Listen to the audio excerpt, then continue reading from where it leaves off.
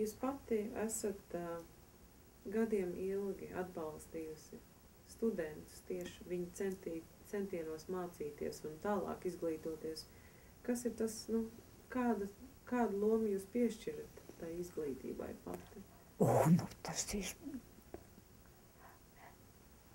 Es biju par vecu, lai Latvijas, tā kā Latvija kļuva brīva, lai Latvijas jaunuzbūvē es varētu aktīvi piedalīties. Bet es varēju palīdzēt tikt pie ārzemju izglītības ļaudīm, kas Latviju var celt, spēj celt. Un tā tas notika. Un mana tā lielākā programma jau ir University of Wisconsin Eau Claire. Vai jums ir tas skaits prātā?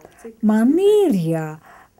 Pēdējais skaits, ko es nezinu, vai tur ir pašreiz iekšā, bet ko es zinu, 51 students, kas ir 2 semestrus, tie visi ir Eau Clairā nostudējuši.